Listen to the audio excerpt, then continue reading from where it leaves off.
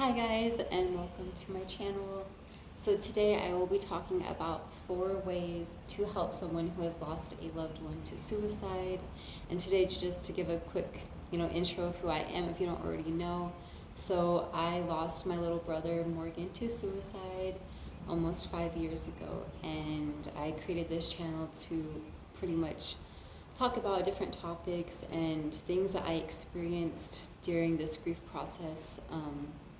It's not a topic that many people want to talk about, so that's why I created this. And I hope that if this is something you're going through, first thing I want to say is I'm sorry. And there's nothing, I know there's nothing I can say that will make you feel better, but I hope that these videos can at least show you that there's another person out here who is going through what you have gone through too, and I might be further down the road than you, depending on when you lost your loved one. So I hope that these help. So first thing I would recommend to help someone who has lost a loved one to suicide is to check on them often and frequently.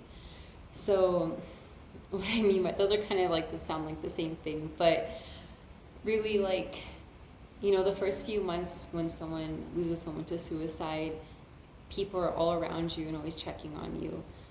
And then, life gets busy and people get caught up in their own life, and we kind of, we just move on.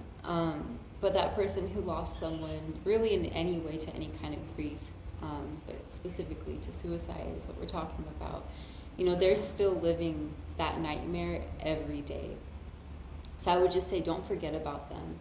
Keep calling on them, keep checking on them, even if they seem like they don't like it. They're in a very vulnerable state, and people who lose others to suicide are more likely and actually at risk to being suicidal themselves. It's called the suicide domino effect. So really keep checking on them and keep doing it. Even after a year has passed, keep checking on them. Whatever way makes you feel comfortable or you think works best for them, whether it's giving them a phone call or even a text message or meeting them up for coffee or a drink or whatever it is, just keep doing it. Yeah. And second, I would say to listen. If they're willing to talk about their pain or the guilt that they're feeling, or maybe they're angry, whatever it is, be an open ear to listen non-judgmentally.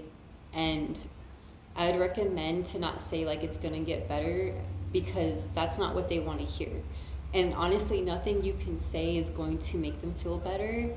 The best thing you can do is just to be there with them in their pain, and to know that you're not afraid of their pain. So if they're willing to talk, just listen and be in that space of pain with them. All right, and number 3, this is what I wanted. Everybody processes grief differently, so I would recommend kind of throwing some feelers out there with these, whoever you're trying to support who has lost someone to suicide. But for me, I always wanted to talk about my brother. And it made it more awkward when I felt like I had to pretend like I was okay and, kind of ignore the fact that my brother just killed himself or however long it was ago. I wanted to talk about him, and I was open to reliving memories of him. And honestly, I loved when people would say, oh my gosh, I remember when Morgan did this or he did that, because to me it kind of felt like I was still getting to know him in ways that I didn't know. And to be able to hear different stories or to see pictures of him that I had never seen before that his friends or other family members have taken, I really appreciated that. So I would say if they're willing, so I would throw a feeler out there, because some people don't want to talk about their loved one, maybe they're not ready for it. It really depends. So I would just kind of throw something out there and be like, I remember when so-and-so did this, it was really funny. And if that person completely closes up and you can tell they don't want to talk about it, then just leave it alone. But if they do want to talk about it, then talk about it with them, because for me at least, I was thinking about the situation every day. It was the first thing I thought about when I was awake. I was having dreams about it, nightmares about losing him. It was constantly on my mind, and being able to talk to him with someone made me feel less alone. Because whether I was talking about him or not, it's what I was thinking about. So, yeah, that's what I wanted. And number 4, so this is honestly the most important one, I would say, at least for me and from my experience, is to be patient with the person who lost someone to suicide and understand that they have changed. They forever are changed. And you might see that their behavior is different. They might not like the same things that they used to like. They may, a lot of people who lose someone to such a, tragic way develop PTSD symptoms. I did.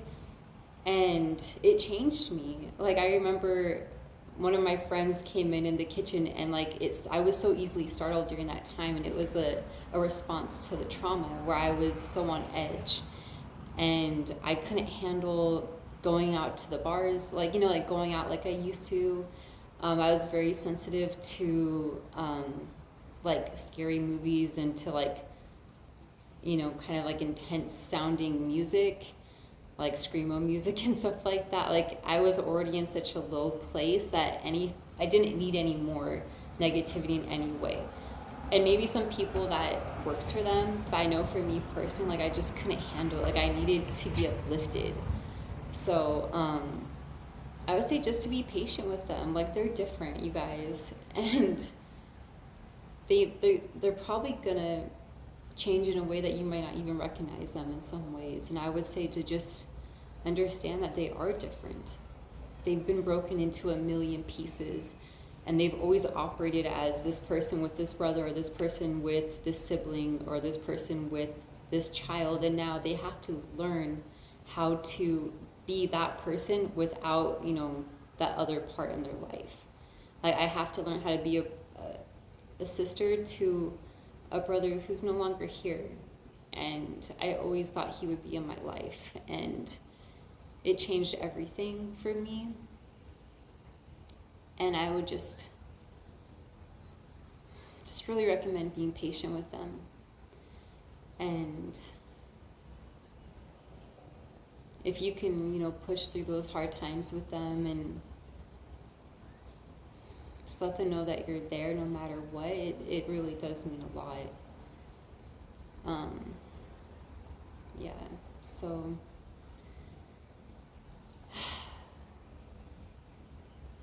yeah, it's so much, you guys. Yeah. All right, guys. I'm going to I'm going to end this video with a prayer, like I always do. If that's not something you're into, then this is a good time to log off, and we'll talk to you later. If that's something you want to stick around for, then let's get into it.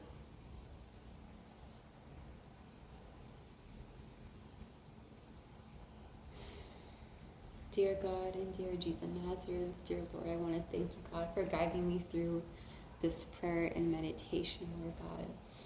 Thank you, God, for reaching into the hearts of whoever is listening, whoever is watching this video, Lord. God, please give them the strength that they need to be the best support for whoever they are trying to support during this time. Help them to be kind and patient with their loved one who has lost someone to suicide. Help them, God. Give them the strength to be with them in those hard places, Lord God. Help them not to give up on them, and to encourage them, and to be their strength when they're not strong, because they need that right now. And God, just send healing angels to whoever is dealing with the loss of a loved one to suicide, Lord. Pour out thy healing angels, thy heavenly host upon them, and upon those that they love. Let them feel thy healing angels upon them, the light of your healing hand. Help them to let their healing begin, whatever way God grants it. In Jesus' name, amen. All right, guys, that's it for this video. We'll talk to you later. Bye-bye.